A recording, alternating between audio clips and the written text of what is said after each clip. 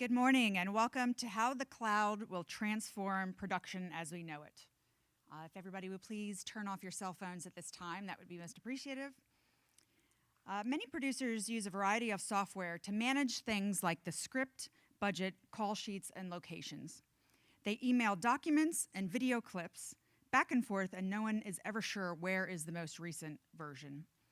Today we're going to learn about a new way of organizing production, one that utilizes a simple, real-time, collaborative production environment all located in the cloud.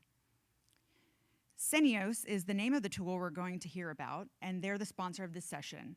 We'd like to thank them for making this possible.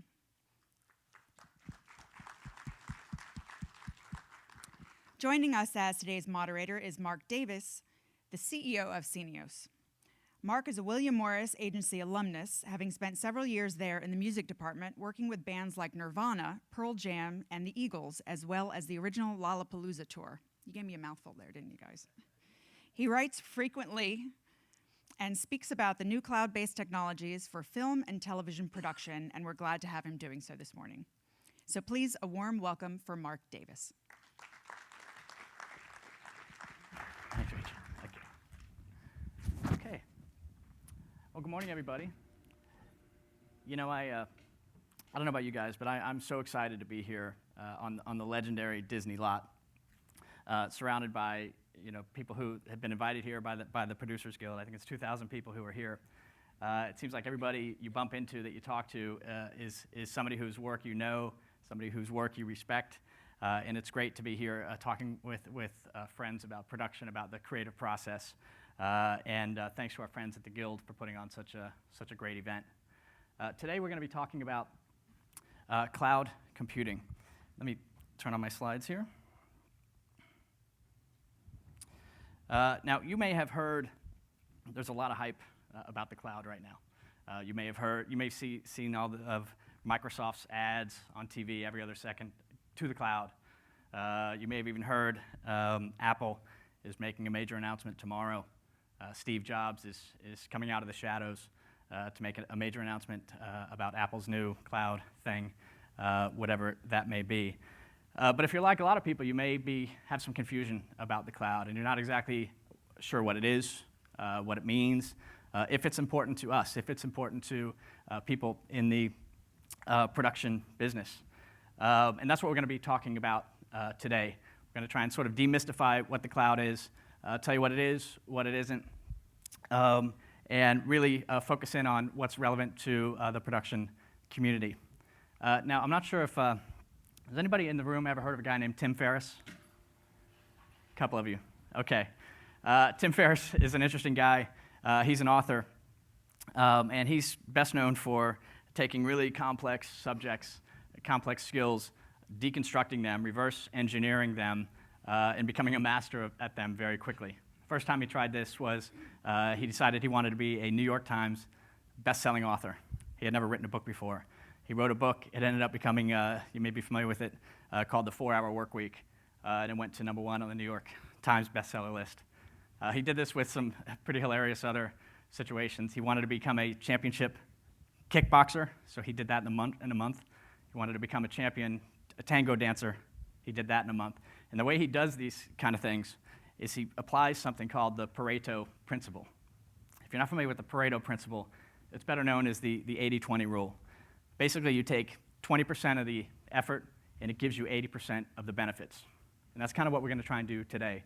We're going to ignore all the mumbo-jumbo about the cloud, and we're just going to focus in on what's most relevant to producers today. Now, let's just start at the very top. What is the cloud?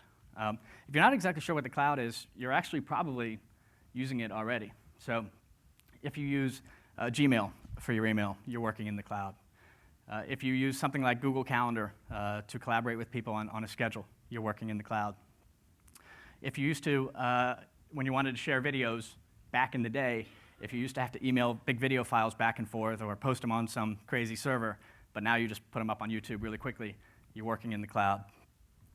You may have heard of this Windows Live thing, where Microsoft is taking Microsoft Office, that product, and now you can just use it in a web browser instead of downloading the software.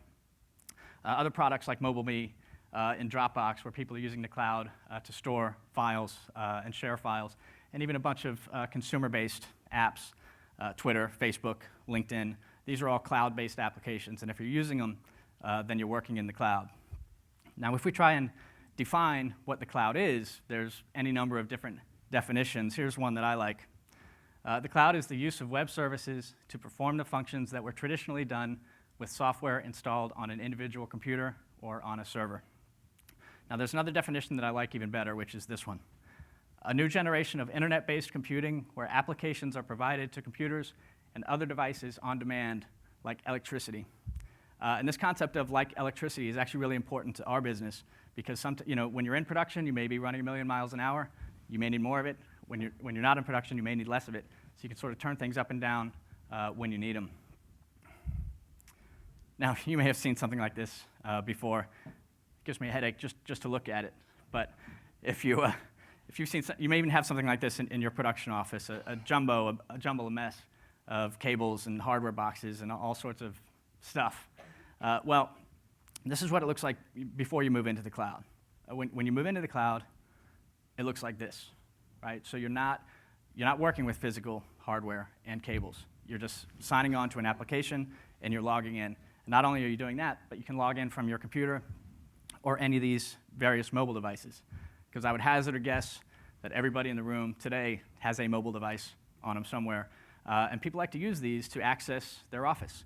And so using the cloud, all these various mobile devices become a terminal into your office. Now, the next question to ask is, okay, so if that's the cloud, fine. Is it a big deal, though? Or is it just another, one of these internet fads like the dancing baby from back in the day? Well, let me throw a couple numbers out there. First is, last year, the cloud computing industry was a $20 billion a year industry. In 3 years, it's going to be a $55 billion a year industry. It's kind of hard for me to wrap my head around those numbers, what that means. Let me put this into perspective. What you see here is a chart. These are the top 10 fastest growing industries. From the bottom down, everything from correctional facilities, video games, on up. The number one fastest growing industry is cloud computing, by a mile. And so not only is it a large industry on its own, but it's growing very quickly. Okay, so if it's growing quickly, the next question is, well, why? What is happening now that's driving this rapid growth of the cloud? And there's really 3 things that are happening. The first one is a word that I don't like at all because it confuses me. It's called virtualization. Is there anybody who can raise their hand with a straight face and tell me they know what this means? 1, okay. Okay, virtualization, I could spend hours trying to explain what this means, but I won't. I'll just show you a picture. Here's a picture of my desktop, right? So you see my MacBook hard drive, fine. But you also see a little red icon here, which says Windows 7. Now, if I double-click on that icon, what'll open up is a Windows PC running on my Mac. And so this is virtualization. This is a virtual computer running on my Mac. And where this starts to get really interesting is, and by the way, I can do all the things I could do in a Windows machine right in that window. But where this gets kind of interesting is I could have not just one icon for Windows 7. I could have 2 or 3 or 5 or however many. Because in this type of virtual environment, a computer, it's no longer this. It's no longer a physical thing. A computer is like an icon on your desktop. And another reason this starts to get interesting is, well, the computer doesn't actually need to be on my desktop. Because of the cloud, it can be somewhere else. It doesn't matter. And so virtualization is this sort of core enabling technology. And I'm using Parallels. There's any number of these applications that do this. But this is one of the real drivers behind the growth of the cloud. Now, the next one is around broadband. Now, some of us can probably remember first connecting to the internet on a 56K modem, then maybe 128K. Then maybe you got your first broadband connection, maybe 768K. Maybe you'd always heard about places like Singapore and Thailand, where they have really fast speeds that we can only dream of. Well, actually, those speeds are here now, right? So I live in New York City. My local provider is called Cablevision. Don't worry, I'm not going to do an ad for Cablevision. But they have a service, it's called Ultra, and you can get 101 megabits per second down, 15 up. Verizon Fios is rolling out the next tier of their platform, where you get 150 megabits per second down. And I just want to sort of put these numbers into context, right? So let's say you have Fios. And by the way, these broadband connections, these aren't thousands of dollars. These are like $200 max. So you can easily put this in your production office. So let's say you have Verizon Fios, the top tier. And let's say you have a video file. Let's say it's 1 gig.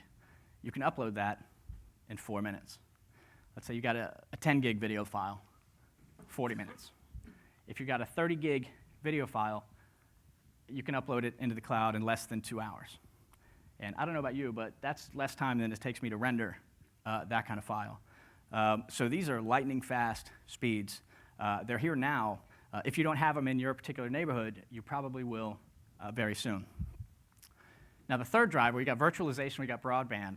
The third driver is actually not technical at all. It's financial, and it's the economy. So when we landed in LA on Thursday, we walked past a newspaper machine, Wall Street Journal, headline, "Economic Outlook Darkens." I thought it was already dark. But I guess it's not going to be getting better anytime soon.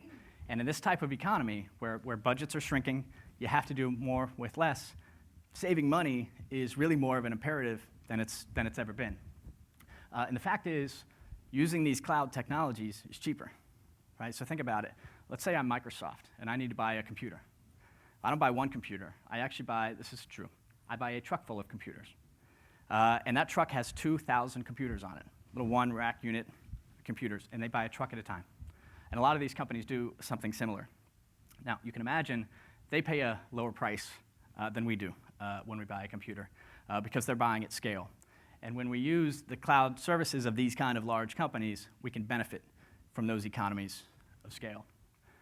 The second economic reason is because it's faster. So a lot of these technologies are coming out pretty quickly. Fact is, it's really easy and inexpensive to try them. Most of them, will give you a free 30-day trial, for example. So you can try out these technologies, see if it works in your workflow. If it doesn't, no harm, no foul, right? You move on to the next one. So it's very fast and very easy to experiment. The third one, your accountants will love. These services are generally pay-as-you-go. So you're not signing a 1-year contract or a 3-year contract and services, maintenance, whatever it is, contract. You pay when you need it, and it's as simple as that. And the fourth notion is, your accountants will also love, it's variable cost. So if you have a requirement for a lot of these kind of services, you turn it up, and then you can turn it down, you can turn it off in line with your production cycles. So these are really the 3 drivers of the cloud today: virtualization, broadband, and the economy. Now I'm going to start zooming into production, into the cloud, using cloud technologies in the production environment. One last thing I want to look at first is safety. So is it safe? So did anyone hear about the recent outage of Amazon Web Services? Okay. What about Sony? Okay. These are high-profile examples of when the cloud has failed, right? And there's various reasons why these things have failed. But you would ask yourself the obvious question: is it safe? Can I trust my data by putting it up in the cloud? And the way I would answer that question is by using an analogy to a completely different industry, and that's the airline industry, right? So if you need to take a flight somewhere, you have an option. You can either use one of the large airlines and get on one of their big jets, or and get ready for some really fancy special effects here. Or, thank you very much. We were up all night on that. Okay.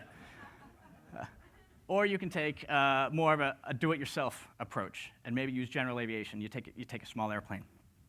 Now, if these are your approaches in this industry, then you want to ask, all right, well, is this safe? What's more safe? Well, the way that this industry measures it is in fatalities per 1 million hours flown. Okay? So if you look at the large airlines, that number turns out to be 4. If you look at the do-it-yourself approach, that number is 5 times higher. It's 20. Okay, so you ask yourself, well, what's cheaper? All right? Well, if you look at the numbers, generally speaking, the do-it-yourself approach is about 5 times more expensive as well. So this analogy holds true in terms of cloud computing, because the fact is you have data, right? There's risk already. Your hard drive could crash tomorrow. You could lose your computer. There's risk. The question is, how do you minimize that risk? And when it comes to the cloud, is there risk? Yeah, there's risk. But is it the least risky option? And what I would suggest to people is know the risks, understand what the risks are, make an informed decision, and protect yourself. And actually, after my colleague Jeff Wertz tells you about his show and using cloud technologies, I'm going to circle back and I'm going to give you some very specific tips of things you should look for if you're using these kind of cloud-based technologies. Okay, so now you're an expert in cloud computing. Okay, let's get to the real deal. Film and television production in the cloud. My company, Scenios, we spent about 6 months traveling around the country and sitting down with producers and asking, mostly in film and television, also a little bit in commercial, and asking them, look, are you using these technologies? Which ones are you using? And how's it working for you? And I want to share some of what we learned with you. We looked at really 5 main buckets of these kind of technologies. First is email. By a mile, most people are using Gmail. Not too many people using Hotmail, even though that was the early cloud-based email app. In terms of a shared calendar, MobileMe, very popular, and also Google Docs and their Google Calendar application. In terms of file sharing, a lot of people were using MobileMe, but we're seeing more people migrating to Dropbox, which is very easy to use, very simple, inexpensive, but actually does have some limitations in terms of really sharing professional video files. The next bucket is we just sort of call generically production elements. So you may have heard Adobe has a new product called Adobe Story. And it's a script writing application that's in a web browser, basically. So people can collaborate on it in real time. It's still early days on that. People are just trying to figure out if it's decent or not. It's still in beta, probably will be for about another year. It's free while it's in beta. There's another pretty cool little app called Script, which does something similar, which some people are starting to use. And then there's another app that we really like called Quick Film Budget. And basically, this is funny. You type in one number, the budget of your film. Say it's $5 million. And this app will give you a complete budget. It'll give you a top sheet and the detailed budget behind it. Now, obviously, it's very ballpark, right? But it's enough to start kicking tires, and shopping it around and getting people's feedback on your project. The last category is around video collaboration, since we work in video, right? You may have heard of companies like Media Silo, another company called A-Frame out of the UK, and you'll hear more of these types of companies emerging over the months and years ahead. There's another one that's worth mentioning, if only for geek credibility. There's a company called .sub, a couple of guys out of Ray Kurzweil's Singularity University. They study the future. And they've got an app, and I think their tagline is any video, any language. So you can upload any video, and somehow they've got some magic dust they sprinkle on it, and you get it in any language. Now, this is fine, right? There's a lot of apps. There's new apps coming out every day.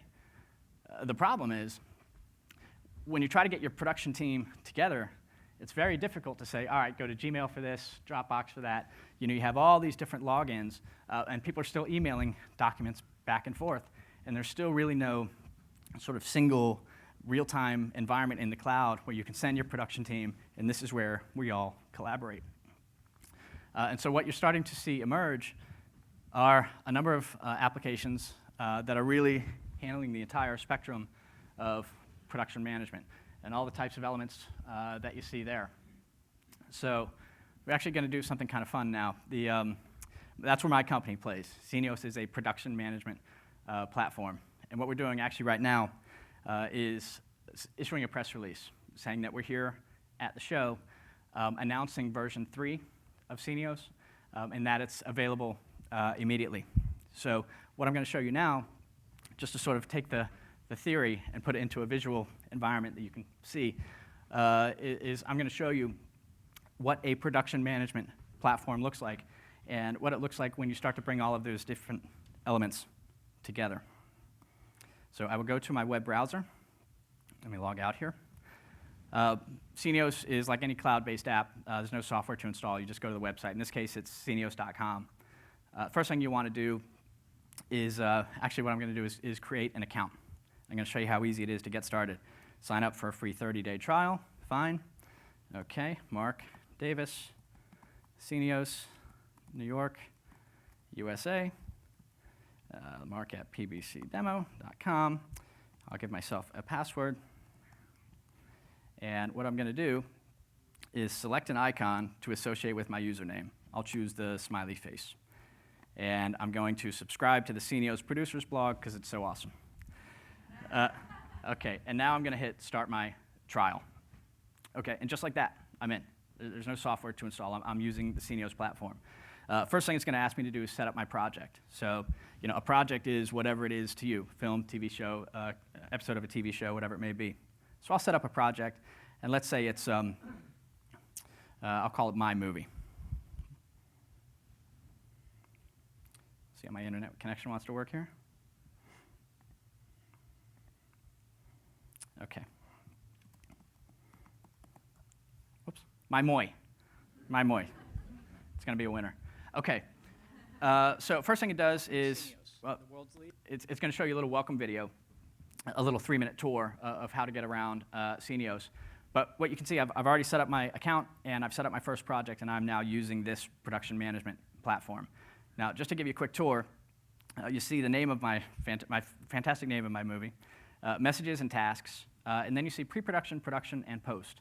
And what you can do is click into each of these areas, these phases of production, and you'll see a set of apps related to that phase of the production.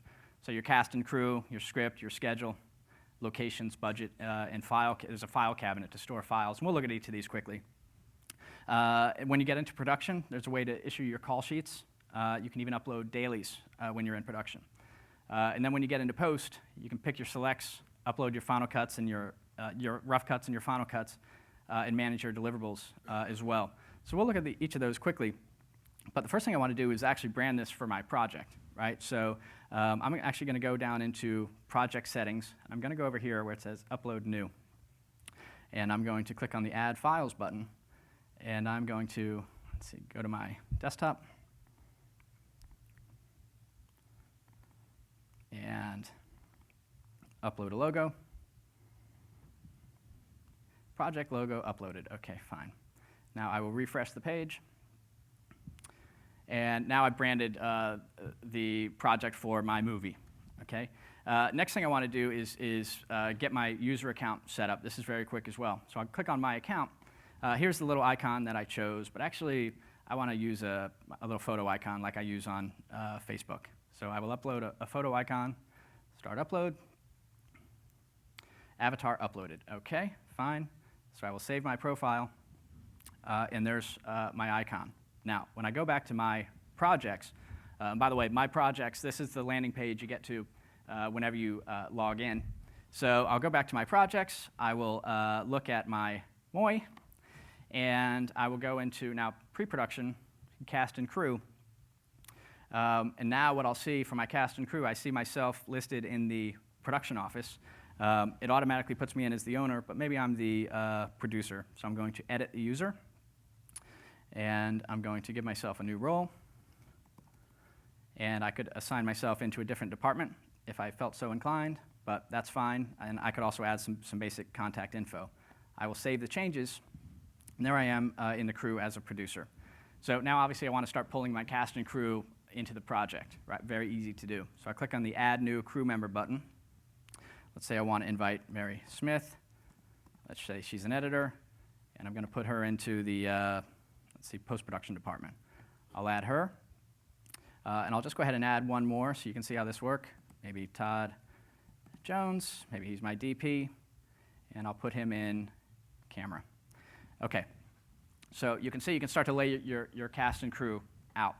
Now, you can see Mary and Todd are sort of grayed out, which tells me that they haven't been they've been added to the project, but they haven't been invited, they haven't been connected. So if I want to invite Mary to join, I'd click on Mary where it says invite. And there's her name. I would type in her email address, whatever it may be. I believe that's it. Yeah, okay, Mary, I'd like to connect with you on My Moy. And which apps can Mary select for this project? Well, I'm not going to give her access to all the apps because she doesn't need all the apps. What I'm going to do is click on selected apps. She doesn't need to see the budget or the script. Maybe I'm just going to give her locations in schedule, okay? So I will send her an invitation, and now you can see she's been invited. Now, if I'm Mary, I will get a link in an email. When I click on the link, it'll ask me to set up a free Scenios account if I haven't already. And then once I do that, if I'm Mary and I log in, I'll go to a different web browser here.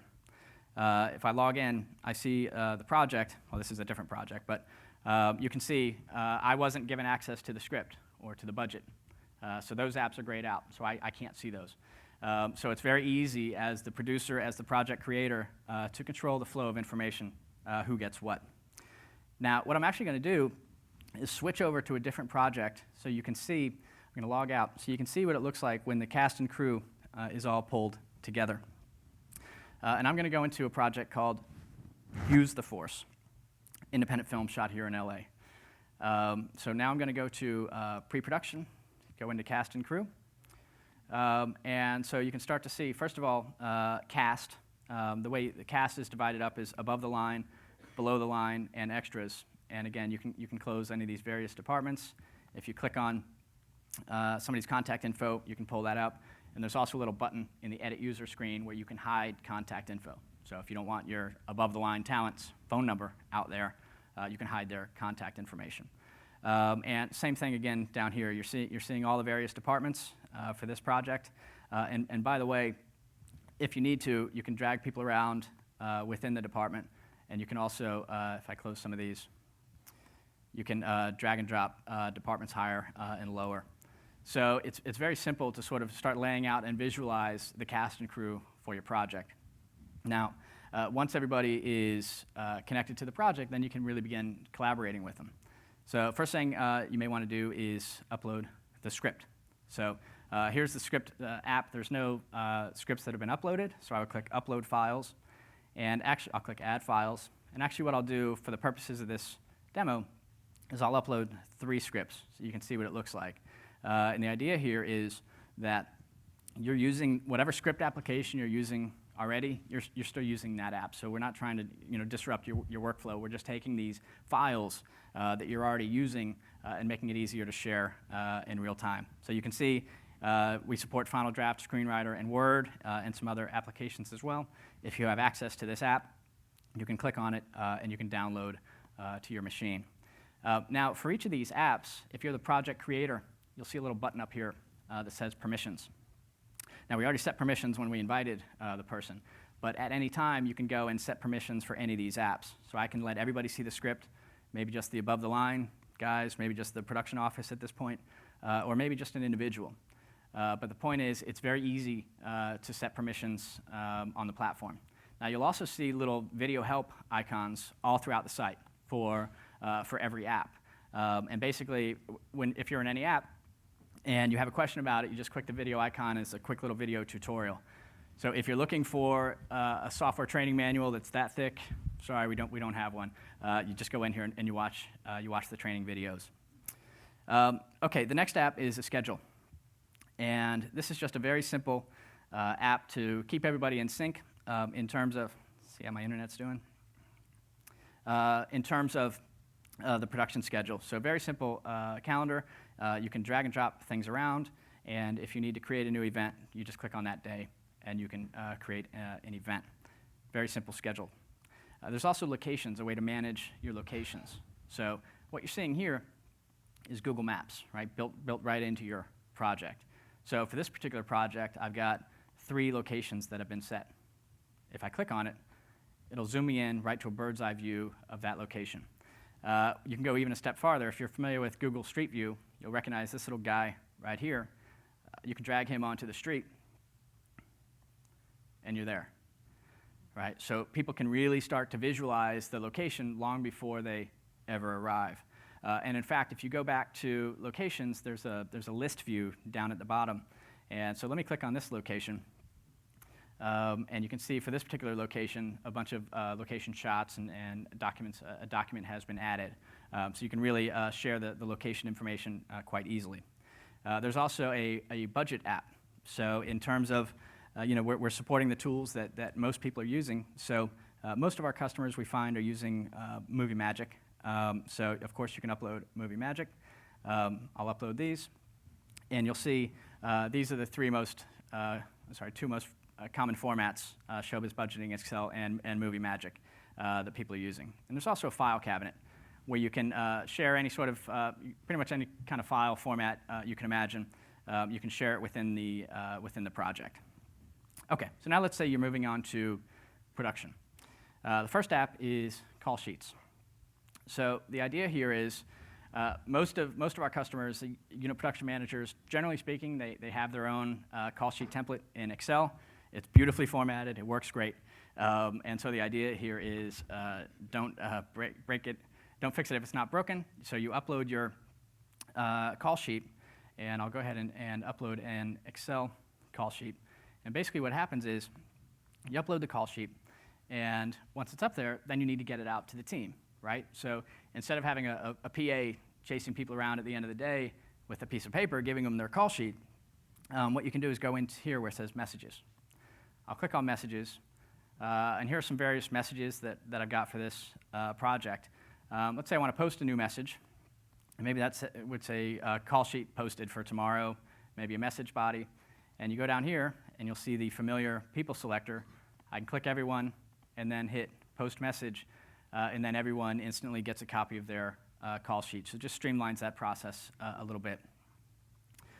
Okay, the next 4 apps actually function and look the same because they're all what we call our video management apps.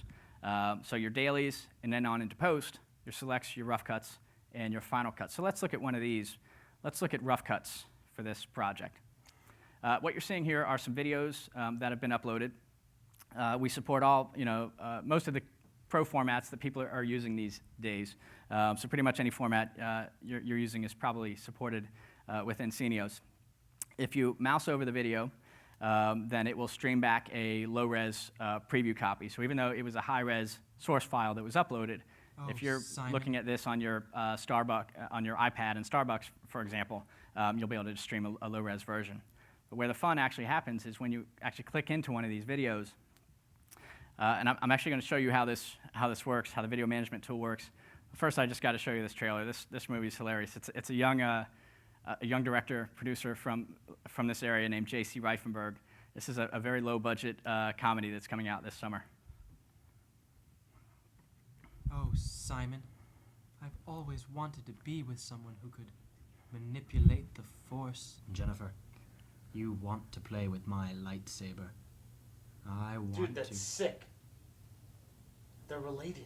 A long time ago, 2 Star Wars fanboys had a rare opportunity. I would fight an army of angry wampas with only a hydro spanner just for one night with that woman. You're talking to my girlfriend? But in order to get the girl, they'll have to make one of their own. This had better work. It'll work. It'll work.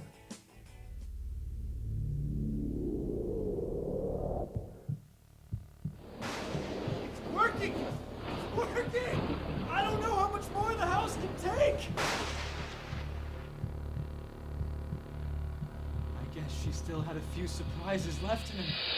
What do you little maniacs want to do first? You can't touch this. This summer, these 2 nerds are going to learn what it takes to use the Force. Can't touch this. Chuba. Can't touch this. Is it easier to pick up chicks when they can't see your face?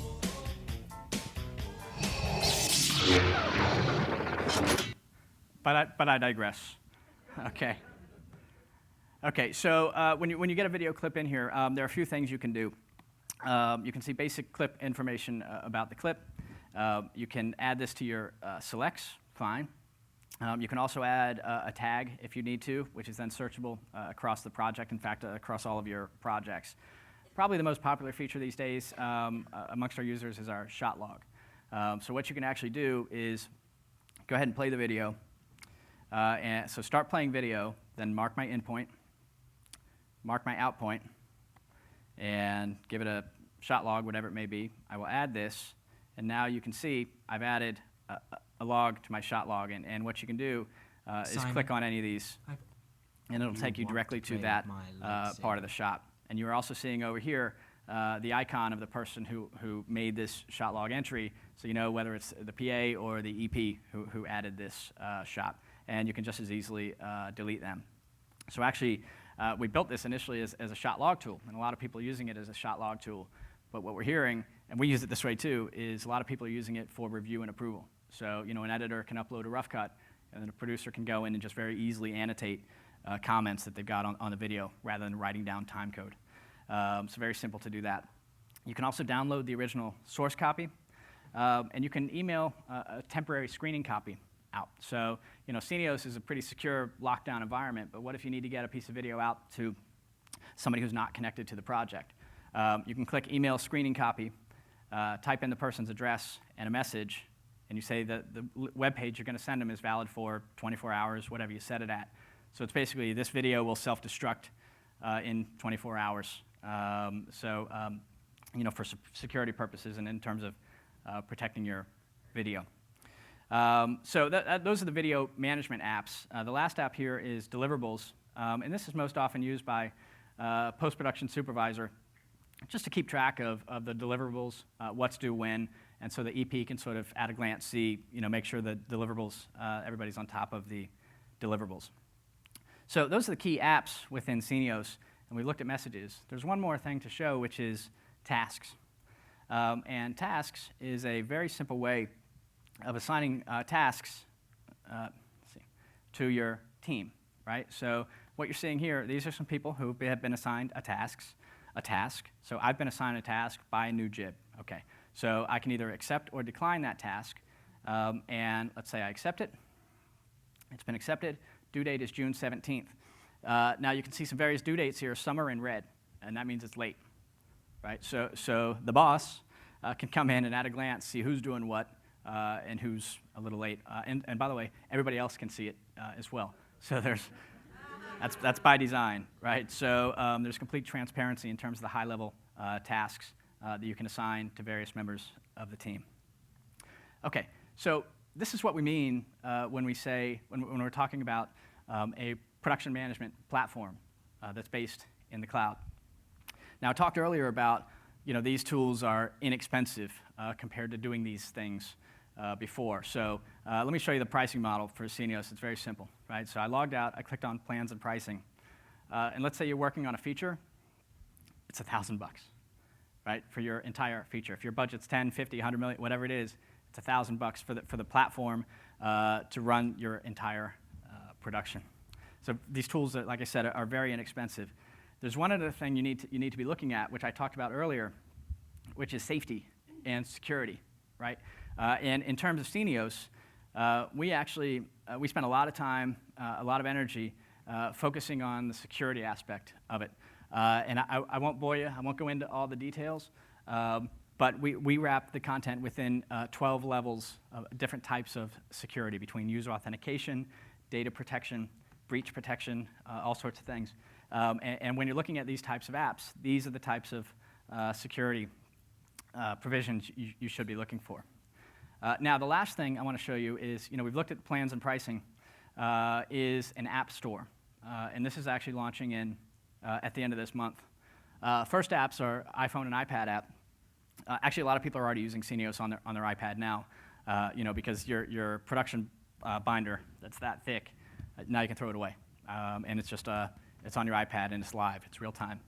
And some other apps like bank level encryption if you need encryption for your project. Transcription Pro. So every video that you upload gets automatically transcribed by our team. And the transcription, by the way, appears in the shot log. So it's not a spreadsheet with a bunch of time code. It's that shot log that you saw where you can click directly to the shots. So that's Scenios. That's Scenios version 3. which will give you a sense for when you look at these production management platforms, what they look like. Now, what I want to do is I want to hand off to my good friend Jeff. He's one of my partners in Scenios. He's perhaps best known as the producer, director, and editor of Inside the Actor Studio, which he's been running for 17 years. Would you please welcome Jeff Wertz?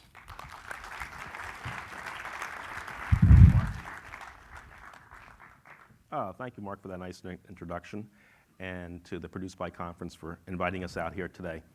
For those of you who aren't familiar with Inside the Actors Studio, we are an 60-minute interview show that interviews actors and actresses and talking about the craft of acting. It's hosted by James Lipton, and we're seen on the Bravo TV network.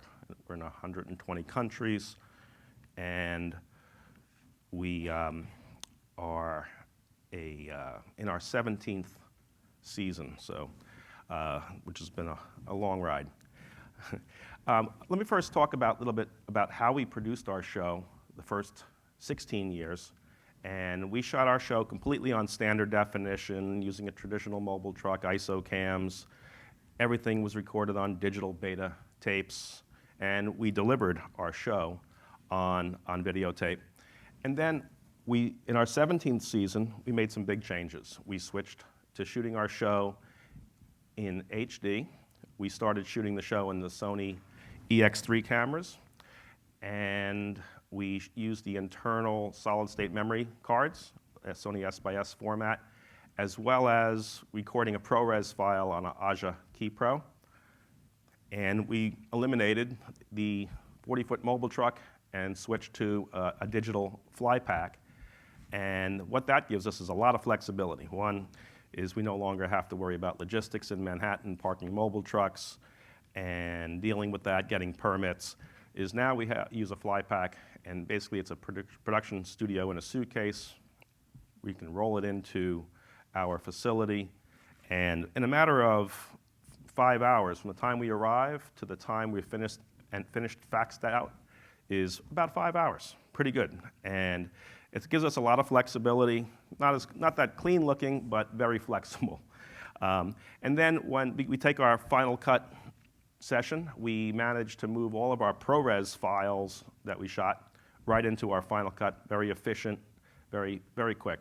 And then what we did is the biggest change that we made is how we manage our show. Like Mark pointed out before, we used a hodgepodge of ways to communicate. Emails, Dropboxes, mobile me's, anything you could think of, file sharing systems, but there was no glue that brought our project together and a way to collaborate. And what we did is we then made our big change by moving into Scenios, by making our 17th season start to use Scenios. And that was the glue that brings us together.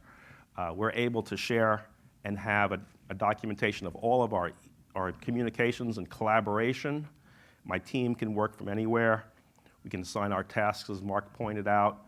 I can upload my videos and do cue sheets, and all of those things that we talked about are now being stored in one central location so that I can come back and visit my project at any time, and I can go get all of my information and bring me back right to that moment. Let me go here now and just hop out of here and just show you one of our, let me log in and show you our Scenios workflow.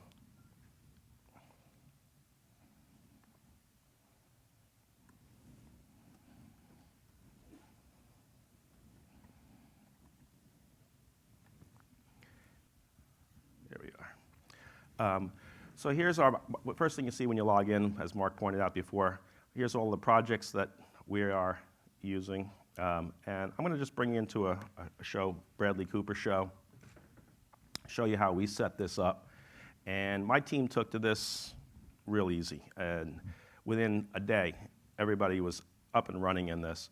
And the best thing that I like about what we did is we didn't change our workflow. No one had to do anything different. I didn't have to stress anybody out and say, this is the way we're working. everybody can work in their normal procedure. And it's just, Scenios is a great tool to bring everything together. So from the moment that we pull a team together, I can show you just, quickly, here's my cast and crew, my above-the-line people. We invite my cast and crew, like Mark had talked about. Here's my camera guys. I can get all the details on there. And we're putting our scripts together in the show as we're going along. Our schedules of where we are in production. Everybody has access to this. I can synchronize this to my Google Calendar. Location-wise, pointed out, here's my, where our office is in Manhattan. You can get street views. Any of my camera guys can start to anybody who's coming on location, my production manager doesn't have to babysit them, tell them how to get there, and becomes very flexible and very useful. Budgets, obviously, Mark talked about permissions. Only certain people can see our budgets, so we have access to everything. And in our file cabinet, just our little organization of how we do things, for our audio assignments here's our production binder. My PAs and APs and producers can start to put together the production binders as we go. We're being proactive instead of reactive. No one's going back and searching through hundreds of emails and days of emails. And we can start to pull together as we're starting to use stuff, putting it in the binder. So we're able to deliver our show and you actually get paid faster.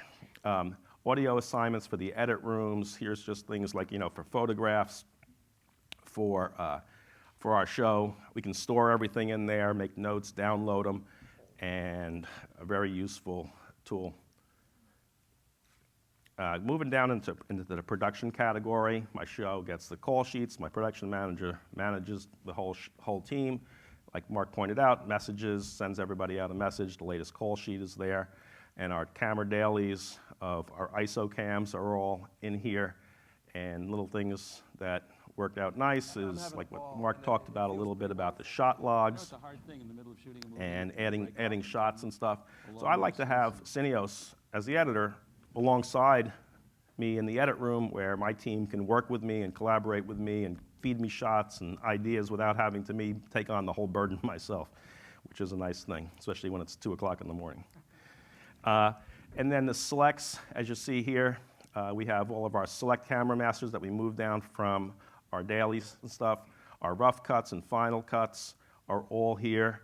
And so anybody, what I like too about this is that anybody can see this. As Mark pointed out, I can email something to somebody over at Bravo. They may not be invited into the project, but they can see something real quick. The agent may need to see something from the talent, or a press release needs to get done. Somebody needs to see something for approval. So we're able to really work more efficiently, and everybody's up and running. And anybody gets stuck on this we got the help tutorial to guide you through everything that is going on. So that's basically how we use Scenios on our project. And so let me just review for a second. What do we end up doing inside the Actor Studio? We've been able to streamline our workflow, and we're able to move much faster, more efficiently, and very simple. And the best part is we can focus on production. Nobody has to be an IT genius. I don't need an IT staff. And everybody can be up and running, and no software to install. Very simple. I like the pricing point of it for everybody. And it's pay as you go, so it's worked into our budget, and it's very affordable. Accountants like that. And what I like is I don't have to be in New York City every day. My team can collaborate from anywhere, any place. Occasionally we're in LA. We can work from here, and everybody's collaborating, and everybody has a connection to a project, which is a nice thing. And as an editor and as a producer, using the shot log for approval process, for the editing process, is really a great tool for us. And how we put our show to bed is really important. As we're archiving our show, I know I can come back next week, next month, next year.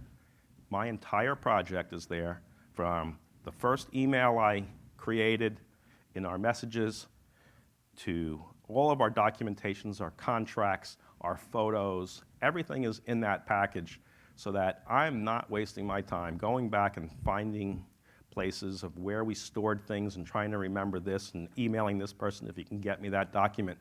We built this and stored it all in one file, have access to it, and I can put my show to bed, and it's a really helps us out a lot. And what does this ultimately mean is we're more productive, we save money, and we're not wasting our time, and ultimately we're more profitable, and that's what we're here for. Well, and with that, thank you very much, and I'm going to throw this back to Mark.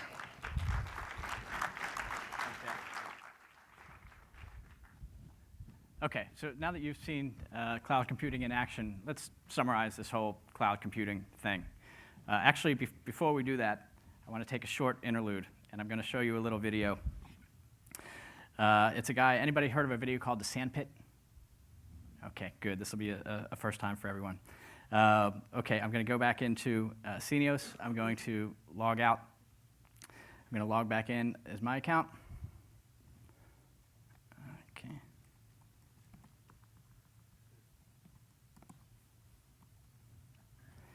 And there's a short film, like I said, called The Sandpit, which was, oh, whoops, sorry, I logged in under the wrong name. Yeah. A young filmmaker named Sam O'Hare out of New York City produced a short 4-minute film called The Sandpit. And I'm going to show it to you just as a little interlude before we sum up the cloud computing thing. And as you're watching this, see if you can figure out how this video was made.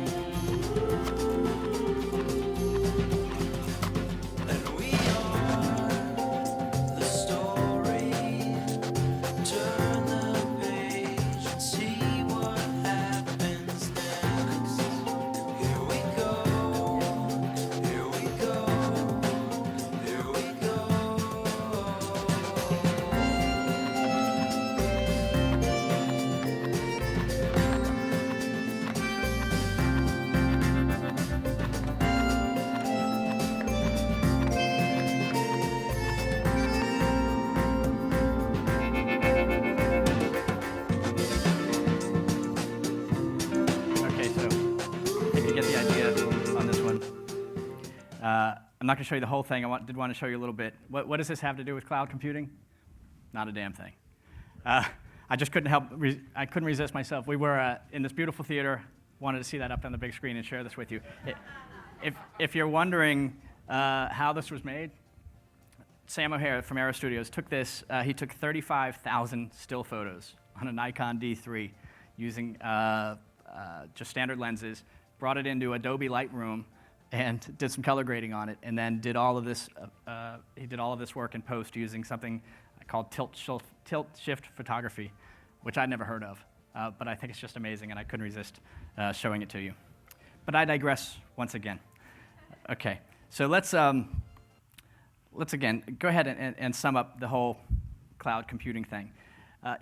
When I try to understand a new topic and wrap my head around it, I try to look backwards as much as forward.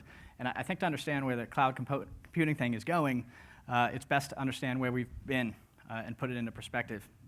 So if you look at the last 7,500 years in the film industry, film and television, obviously people started working out on film, then moved on to videotape. When nonlinear editing came around, there was a whole new way for people to craft their stories. And then over the last 10 years or so, there's been a lot of advances in tapeless workflows and HD workflows. And what I think is that the next logical evolution of that is what we describe as cloud-based workflows, what you've just seen. Now, it's stressed that this has only recently become possible. For the three reasons I talked about before, why is the cloud happening now? This has only recently become possible, I'd say within the last 12 to 18 months, technologically speaking. And I think it really will transform production as we know it. Now, just to dive a little deeper into that statement, right? Okay, how will it transform production? Well, I actually think the way it'll transform production is by giving producers their next edge when they're producing. And specifically what I mean is, first of all, managing better. So you've just seen how Jeff runs his show, and he's really able to streamline the entire production process. You can spend less. We've already talked about how inexpensive these tools are. You can work more quickly. So instead of people emailing documents back and forth and you're waiting for a response, if you need something, you log in, you pull it down in real time. You can also archive your projects, and this is actually really important. Have you ever had a situation where you've already put a project to bed maybe a year ago, 2 years ago, and all of a sudden you've got to dig up a contract or whatever it may be, and you're scrambling trying to find it? Well, here, you just log into that project and you go immediately to it, like you saw a bunch of Jeff's old episodes of his show. You can also go green. And actually, people talk about this quite a bit. So like we talked about before, from the old days, your production binder, which is out of date by the time it's printed, you don't need those anymore. And I know Jeff and the Actor Studio, they, in fact, try to go entirely paperless when possible. You can also experiment as a producer. So with all of these tools coming out, seems like there's a new one every day. Try it on. See if it fits. See if it works in your workflow. If it does, great. If not, that's okay too. And the last one is actually about the other hat you have to wear as a producer, the sales hat, right? And these are things that our customers have actually told us, right? So, for example, at the very, very beginning of your project, when you're in development, say there's no budget assigned to it yet, you can create a project and start uploading, the script and maybe the budget, the initial things that you have, so you can start shopping the project around. And if you're talking to someone about, funding the project, invite them to the project. So it helps on the development side. Also, on the flip side of that is when let's say your film is in the can, and you're shopping for more distribution deals.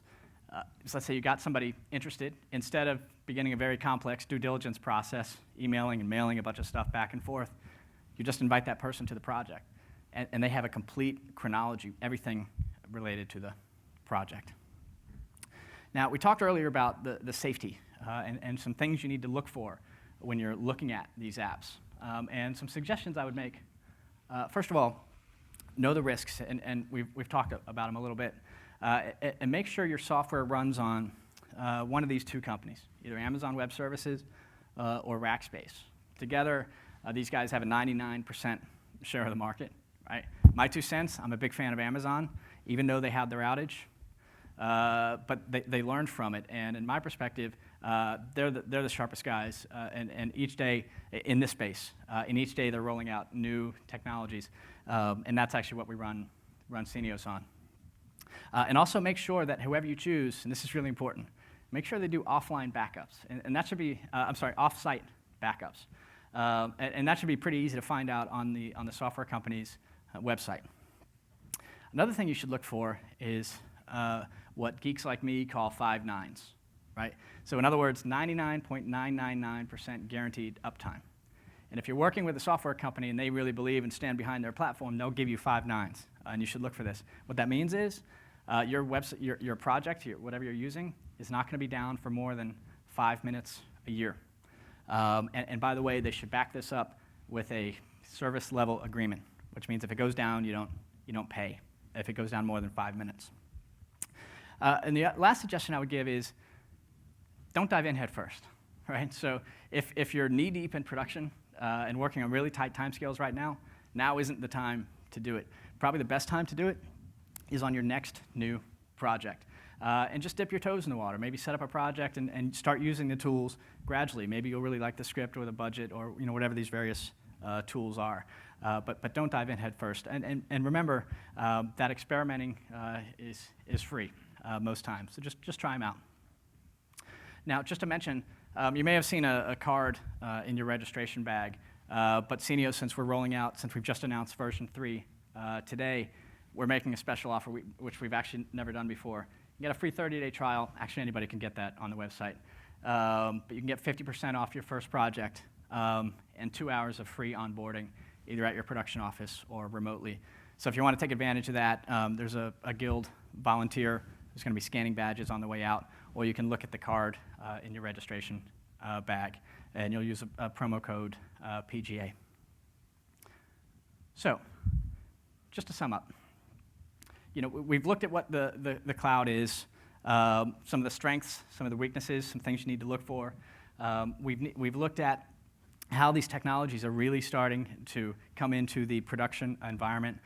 We've seen one of the tools in action. We've seen how a show has completely reimagined the way it is produced. And we've given you some practical tips on how to start using these technologies. So I guess my final message would be to say, these tools are here now. People are using them now. Get out there, try them out, try out Scenios. And if you do, let us know what you think. Thank you.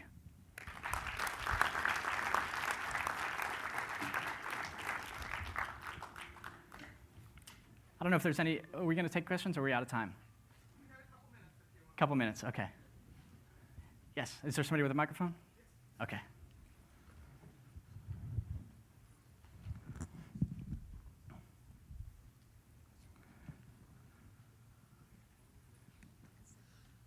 Hi, so everybody in the crew that you send your files to, they have to establish a password before they can get in, right? That's right, everybody sets up their own user account. Okay, and those they set areas that are gray, that as you mentioned also before, can they be sort of, if they are password protected by them, can they take it out and send it to other people? No, you have to have permissions. In order to download the file, you have to have permissions. Otherwise, you can only stream it. You can't cut and paste a streaming file. And in fact, we're about to, there are certain ways that you can hack around that, should you be so inclined. In about a month, we're rolling out a feature called video watermarking. So basically, anybody who watches a streaming video, it has their name across it, so there's another layer of protection. Yeah. Over here. This is actually a question for Jeff. If Jeff is willing, I'm wondering if you can, in comparison to your old workflow to the new workflow, can you, over here. Where are you? Okay, sorry. Can you give some quantifiable metrics of what, like, a savings in terms of percent? You don't have to tell you what your budget is, or schedule reduction. I mean, what's the real hard impact? I mean, it's time. It's the time that we spend going through, everybody's on that personal level of just how to manage a project, of having to go back and find emails and things like that. And that's just frustration level. So it just helps us to be so much more organized, and it just makes us more efficient, which gives us time to think about producing. How do you put that in exact dollars? It's hard to say. I know, and the feeling of it is, we spend less time worrying about things, and I know where everything is buttoned up and packaged, and no matter where I am, where my team is, I have access to everything, which is key. 2 questions for you. 30-day trial, when you put your stuff on there, the whole 30 days, and then the trial expires, Yeah. and you want to sign up 2 months later, Yeah. is your stuff still there? Your stuff's still there. Basically, when your project, the pricing you saw for each project is for 12 months. And then after the 12 months, the project goes into archive mode, which is free. Now, when the project is in archive mode, what that means is you still have read access. You can see all the data. Your cast and crew can no longer see it. And you can't make any changes to it. If you want to reactivate it, then you just purchase the project at that point, but your data's all still there. Okay, how do you determine the difference between an indie project and a non-indie? You got $295, you got $995. Yep, it's really just based on the number of users. So I'll go into the rate card here. For an indie project. Can we switch back on the screen? Oh yeah.